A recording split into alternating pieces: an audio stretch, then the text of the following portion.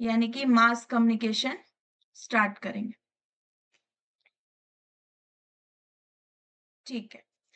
Mass media and society, यानी कि जन मीडिया एवं समाज। मास कम्युनिकेशन, जनसंचार। जनसंचार क्या होता है?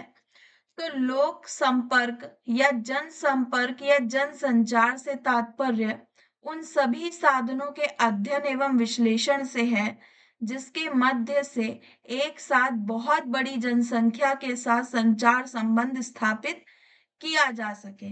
ठीक है। जैसे कि हम लोगों ने कल क्वेश्चन लगाए थे, तो वहां पर भी ये प्रश्न पूछा गया था कि ऐसी कौन सा कम्युनिकेशन है जिसमें एक साथ बहुत बड़ी जनसंख्या के साथ संचार संबंध स्थापित किया जा सकता है। ये प्रश्न आया था ना कल। तो जी। वहां पर उसका आंसर क्या था? Mass communication. ठीक है। तो अब इसके अंतर्गत क्या है? तो जिसमें निम्नलिखित को शामिल किया जाता है, मतलब कुछ पॉइंट्स दिए हुए हैं जिन्हें हम मास कम्युनिकेशन के अंतर्गत शामिल करते हैं। ठीक है। पहला है समाचार पत्र, यानी कि न्यूज़पेपर। न्यूज़पेपर आप लोग देखते होंगे, उसमें विभिन्न प्रकार की न्यूज़ यानी कि जो भी आप लोगों को बताई जाती हैं, जैसे कहीं पे वॉर हो गई, कहीं पे लड़ाई इत्यादि, या फिर कहीं भी जो भी मोदी की स्कीम्स वगैरह हैं, तो उनको इन्फॉर्म करने के लिए वहां पे किसका सहारा ले लिया जाता है? न्यूज़पेपर का। ठीक है।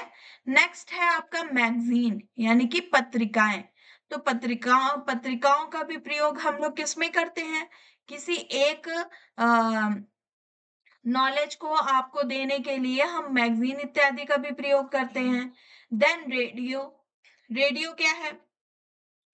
तो वर्तमान समय में चल रही जानकारी भी आपको रेडियो पर बराबर मिलती रहती है।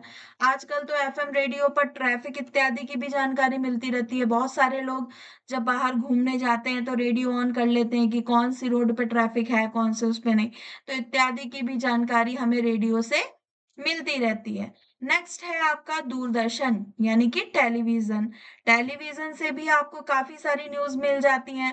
कहाँ पे किस चीज की स्थापना हो रही है, कहाँ पे किस चीज का वॉर हो रहा है, कहाँ पर कौन सी स्कीम चल रही है, और कृषि इत्यादि से भी संबंधित है आपका दूरदर्शन। आजकल कृषि से भी रिलेटेड बहुत सारी चीजें आने लगी हैं। आपकी स्टडी से भी रिलेटेड दूरदर्शन पे काफी कुछ आने लगा है ना। नेक्स्ट पॉइंट है आपका फिल्म, यानी कि चलचित्र। तो फिल्म से भी आपको बहुत सारे चीजों का ज्ञान दिया जाता है। जैसे अभी एक फेमस हुई थी केरला स्टोरी, है ना। तो केरला स्टोरी में जो आ, मुस्लिम लड़कियां थी, वो किस तरीके से हिंदू लड़कियों को धर्म परिवर्तन करवाती थी इत्यादि के विषय में वहां पर फिल्म के द्वारा आप लोगों को दिखाया गया था। लेकिन वो कैसा है? सत्य घटना पर आधारित है ना। तो इसी प्रकार एम एस धोनी की भी एक फिल्म बनी, उसके व्यक्तिगत पर्सनल लाइफ पर, किस तरीके उसने स्ट्रगल किया, किस तरीके से, है ना। तो इत्यादि फिल्म के द्वारा भी आपको नॉलेज दी जाती है। नेक्स्ट है पीत पत्रकारिता। पीत पत्रकारिता के विषय में मैंने आपको एक एक दिन पहले भी बताया था। तो पीत पत्रकारिता क्या होती है? यहाँ पर आपको किसी भी हेडलाइन को सनसनी खोज के तौर पर यहाँ पर दिखाया जाता है। इसमें आधी घटना होती है और आधी असत्यता होती है, यथार्थता की थोड़ी सी कमी होती है यहाँ पर। ठीक है। तो ये पीत पत्रकारिता होता है। अब हम इन सब चीजों को थोड़ा सा डिटेल में पढ़ेंगे। ठीक है। इससे पहले हम जनसंचार की प्रमुख विशेषताएं पढ़ेंगे। तो जनसंचार की प्रमुख विशेषताओं के अंतर्गत यदि देखा जाए, तो जनसंचार की एक विशेषता है कि समाज सॉरी जनसंचार द्वारा समाज की बौद्धिक संपदा का हस्तांतरण संभव होता है।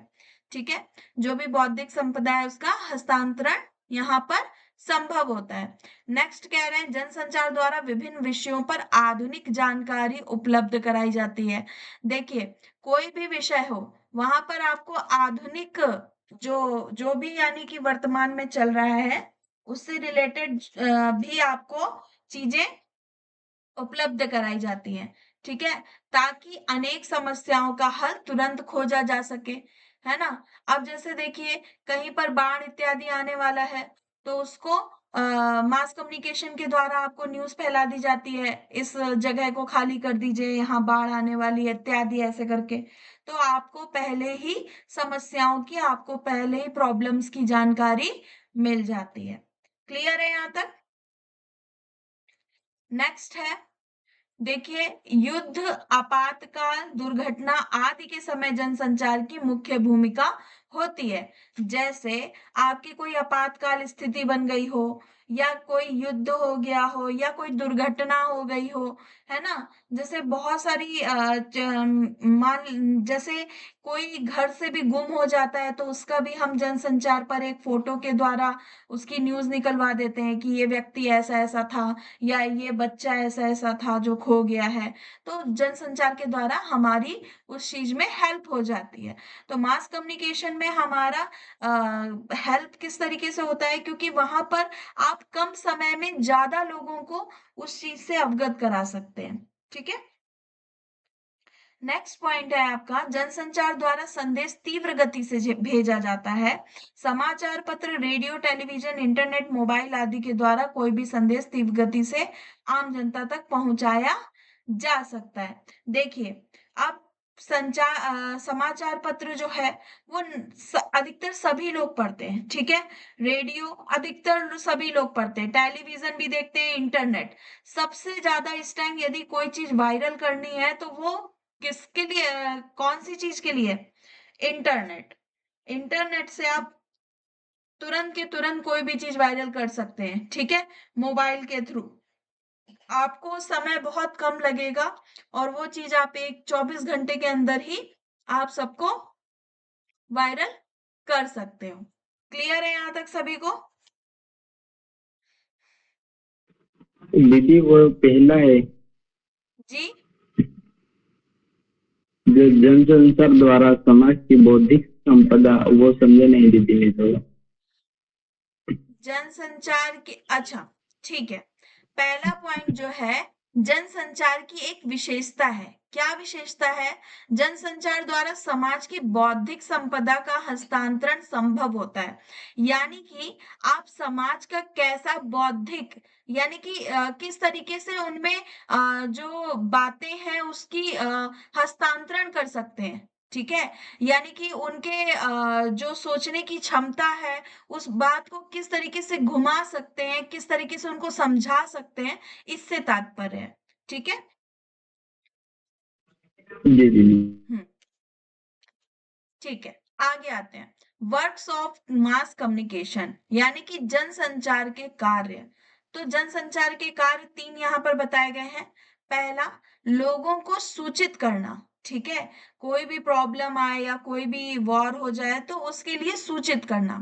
दूसरा है लोगों का मनोरंजन करना, एंटरटेन करने के लिए भी हम लोग जनसंचार का प्रयोग करते हैं। आप देखते हो कितने सारे रील्स वगैरह इत्यादि सब चलते हैं, फ़िल्म्स चलती हैं इत्यादि, है ना? फिर नेक्स्ट कह रहे हैं उन्हें समझाना या किसी काम के लिए मनाना, ठीक है? जैसे कोई भी आप न्यूज़ ले लो, ठीक है? अ, किसी भी बात को लेकर के यदि वहाँ पर हमें समझाना है उनको कि 1 सेकंड, जैसे मान लीजिए कि मोदी जी कोई भी बात लोगों तक पहुंचाना चाहते हैं, है ना? तो वो क्या करेंगे? वो जनसंचार का साधन लेते हैं और अपना एक वीडियो बना करके वहां पर वायरल कर देते हैं, जिससे लोग उसको सुन करके उसे मानते भी हैं और समझते भी हैं। ठीक है? तो जनसंचार एक बहुत ही इजी मेथड है लोगों तक पहुंचने का। ठीक है? नेक्स्ट है यहाँ पर प्रसार भारती। जो हमने पॉइंट्स देखे थे अब उसी में से हम कुछ-कुछ पॉइंट्स देखेंगे। तो प्रसार भारती क्या है? तो Prasar Bharati broadcasting corporation of India के नाम से भी जाना जाता है। ठीक है? ये नाम थोड़ा-सा इम्पोर्टेंट है, ये वो कर लीजिएगा कि इसको हम किस-किस नाम से जानते हैं? तो ब्रॉडकास्टिंग कॉर्पोरेशन ऑफ इंडिया। ठीक है? भारत की एक सार्वजनिक प्रसारण संस्था है। सार्वजनिक मतलब सभी के लिए, ठीक है, सभी के लिए प्रसारण संस्था है। इसके मुख्य रूप से दूरदर्शन और आकाशवाणी शामिल है। इसमें क्या क्या शामिल है? दूरदर्शन और आकाशवाणी, ठीक है। आकाशवाणी को ही क्या कहते हैं? All India radio, radio. ठीक है। अब ये कब आई थी? तो ये 23 नवंबर 1997 को स्थापित किया गया, ठीक है। कब स्थापित किया गया? तो 1997। ये सन थोड़े से याद रखिएगा, कभी कभी मैच करने को आ जाते हैं, ठीक है। भारतीय देश में प्रसार भारती देश में सार्वजनिक प्रसारण सेवा, जिसके दो घटक हैं। दो घटक अभी ऊपर ही हमने बताए, कौन कौन से? आकाशवाणी और दूरदर्शन। इसका कार्य संचालन प्रसार भारती बोर्ड द्वारा किया जाता है और इसका मुख्यालय, मुख्यालय यानी कि मुख्यालय को दूसरे शब्दों में क्या कहते हैं? Headquarter, head office. है ना? Head office. हाँ, हेडक्वार्टर या हेड ऑफिस। तो हेडक्वार्टर इसका कहाँ है? नई दिल्ली। ये भी प्रश्न बनता है, थोड़ा ध्यान से देखिएगा। एक तो सन बनता है, इसके अंदर कौन कौन है ये बनता है, और हेडक्वार्टर, ठीक है। तो इसके अंतर्गत कौन कौन से दो घटक हैं बताइए जल्दी से। दूरदर्शन, आकाशवाणी। आकाशवाणी, हाँ, दूरदर्शन। आकाशवाणी और दूरदर्शन, ठीक है। अब देखिए नेक्स्ट पॉइंट यहाँ पे कह रहे हैं डायरेक्ट टू होम, यानी कि डीटीएच। डीटीएच सेवा का प्रारंभ प्रसार भारती द्वारा कब किया गया? 2004 में, ठीक है। और ये खुद स्थापित कब हुई थी बताइए? 1997। 23 हाँ, 1997। और इसमें प्रसार भारती द्वारा डीटीएच सेवा कब लागू की गई? तो 2004 में। क्लियर है? जी मैम। नेक्स्ट है भारत में रेडियो, ठीक है। तो भारत में रेडियो कब आया? तो भारत में रेडियो सबसे पहले रेडियो का प्रसारण 1923 में कोलकाता के एक क्लब द्वारा किया गया था। कहाँ किया गया? कोलकाता के एक क्लब द्वारा, ठीक है। इसके बाद बंबई रेडियो क्लब द्वारा रेडियो प्रसारण किया गया, जो 1926 में इंडियन ब्रॉडकास्टिंग कंपनी बना करके किया गया, ठीक है। बंबई में कब किया गया? 1926। 26। और कोलकाता में कब किया गया? 1920। 1923। हाँ, ठीक है। फिर 1936 में इसका नाम बदलकर आकाशवाणी रख दिया गया। आकाशवाणी नाम इसका कब रख दिया गया? 1936 में इसका नाम आकाशवाणी। आकाशवाणी को ही इंग्लिश में क्या बोलते हैं? All India radio. रेडियो, ठीक है। फिर नेक्स्ट बोल रहे हैं कि 1947 में आजादी के समय भारत में कुल 6 रेडियो स्टेशन थे। कितने रेडियो स्टेशन थे? 6। ये भी प्रश्न बनता है, ठीक है। तो कहाँ कहाँ थे? तो मुंबई, कोलकाता, दिल्ली, चेन्नई, लखनऊ और चंडीगढ़। कौन कौन से 6 नाम हैं? मुंबई, कोलकाता, दिल्ली, चेन्नई, लखनऊ और चंडीगढ़, ठीक है। और ये ये सारे कैपिटल्स के नाम हैं, इसलिए ऐसे भी हम इनको याद रख सकते हैं। हाँ, तो आपको ये प्रश्न ऐसे बन सकता है कि ऑल इंडिया जो 6 रेडियो स्टेशन थे आजादी से पूर्व 1947 में, उनमें से कौन से हैं या कौन से नहीं हैं? 3 इनमें से दे देगा, एक कुछ गलत दे देगा, या 2 उनमें से दे देगा और 2 गलत दे देगा। ऐसे करके प्रश्न पूछ लेते, ठीक है। फिर उसके बाद कह रहे हैं आज रेडियो स्टेशन की संख्या 200 से अधिक है। वर्तमान में रेडियो स्टेशन की संख्या क्या है? 200 से अधिक हो गई है। और 1950 में विविध भारती का आगमन हुआ। अब देखिए आकाशवाणी कब आया? 1936 में। जी और जी विविध भारती कब आया? 1950 में। 50 ठीक है। और 6 रेडियो स्टेशन कब थे? 1947 में। क्लियर है? अब देखिए, वर्तमान में विविध भारती के 43 केंद्र हैं। विविध भारती के कितने केंद्र हैं? 43। इस समय रेडियो की पहुंच 92% भारतीय भूभाग और 98% भारतीय जनता तक है। ठीक है। तो इस समय सबसे ज्यादा रेडियो सुना जाता है और इससे पहले इसके सिर्फ 6 स्टेशन थे। ठीक है। क्लियर है? क्लियर है सभी को? जी हम्म। नेक्स्ट आते हैं भारत में दूरदर्शन। अभी हमने क्या पढ़ा था? भारत में रेडियो। और अब हम पढ़ेंगे भारत में दूरदर्शन।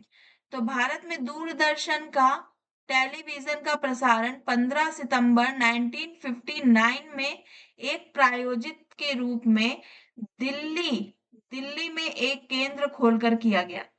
ठीक है। टेलीविजन का प्रसारण कब हुआ? 1959 में।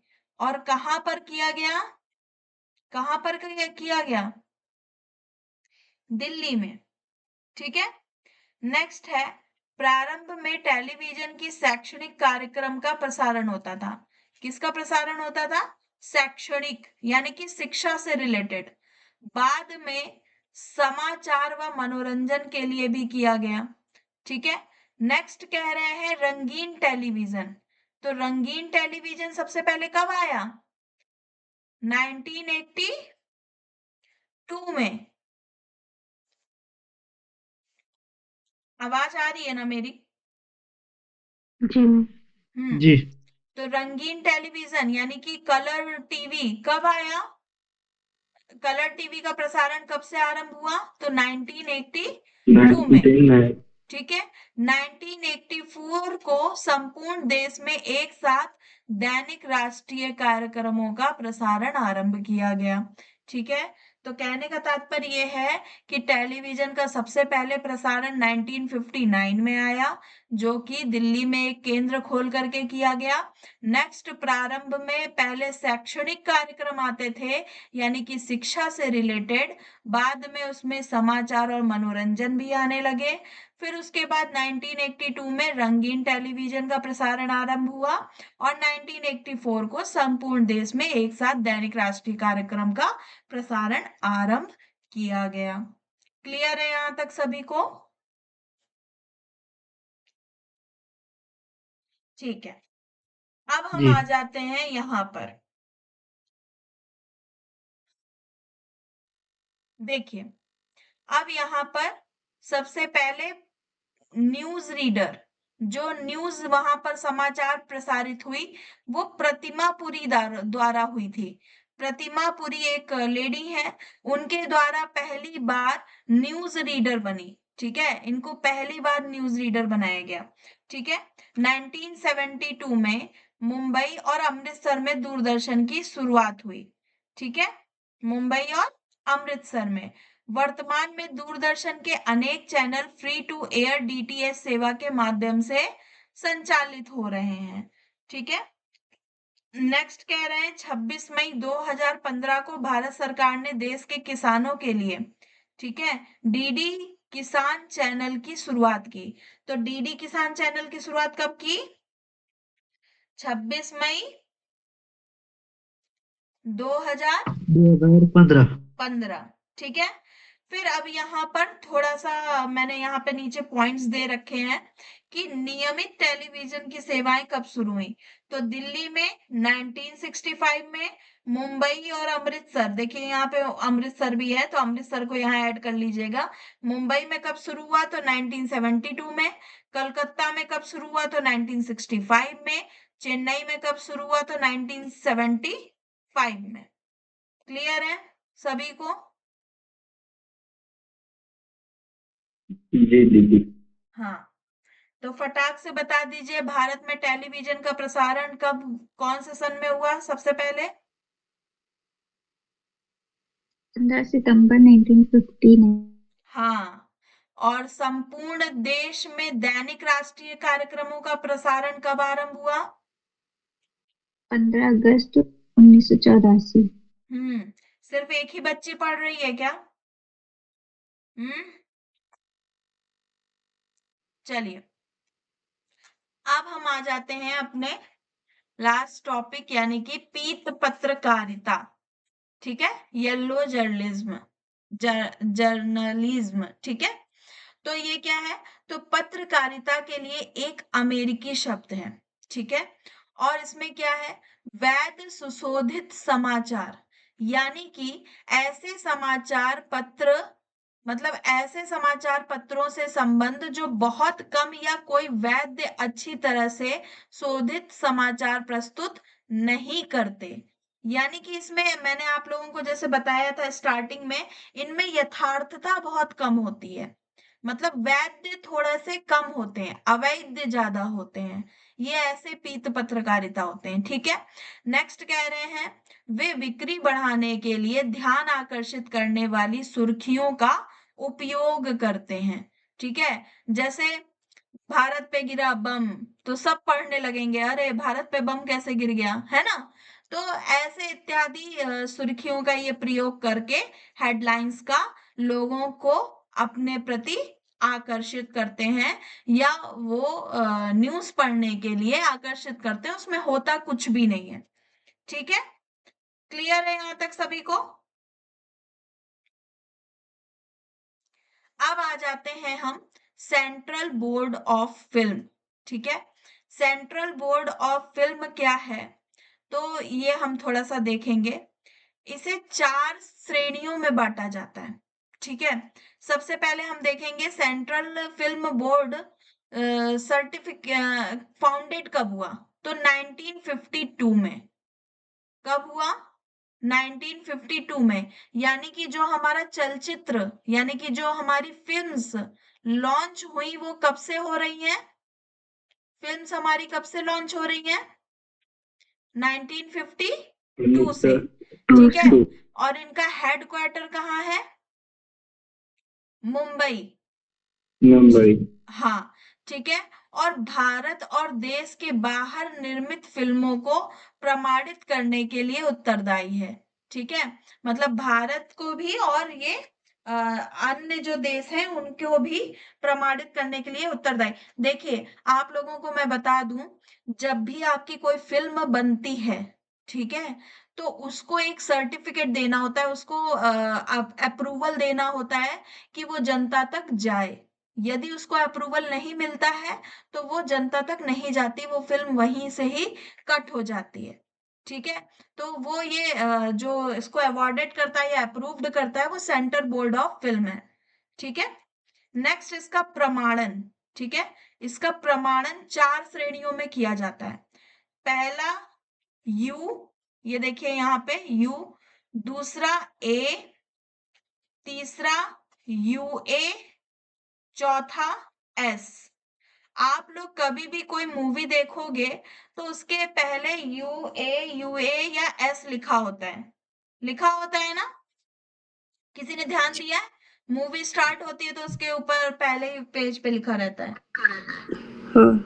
हाँ, तो अब यू का मतलब क्या है, ए का मतलब क्या है, और यूए और एस का मतलब क्या है, तो वो देखते हैं हम। ठीक है, तो यहाँ पे प्रमाणन का जो सबसे पहला मानक है वो यू है, यानी कि अप्रतिबंधित सार्वजनिक प्रदर्शन। यानी कि ये सार्वजनिक जगह पर, जहां पर सोशल है, वहां पर अप्रतिबंधित है। ठीक है, अप्रतिबंधित मतलब वहां पर हम इसको रिलीज कर सकते हैं। ठीक है, ऐसा नहीं है प्रतिबंधित हो जाती तो हम इसको नहीं रिलीज कर सकते थे। ठीक है, फिर नेक्स्ट है ए।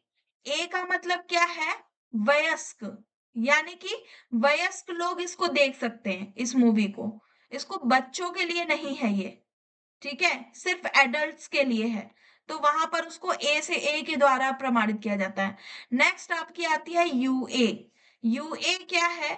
तो 12 वर्ष से कम आयु के बच्चों के लिए माता पिता के मार्गदर्शन के साथ अप्रतिबंधित सार्वजनिक प्रदर्शन के लिए, यानी कि जो आपकी चाइल्ड से रिलेटेड मूवीज आती हैं वहां पर आपका यूए लिखा होता है। ठीक है? क्या जैसे बहुत सारी फ्रोजन और कोई चाइल्डिश मूवी का बताइए नाम, बहुत सारे लोगों ने देखा हो तो।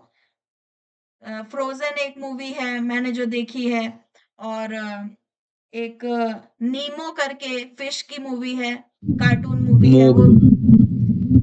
हाँ मोगली। हाँ, मोगली है ना, टार्जन, ये सब है ना।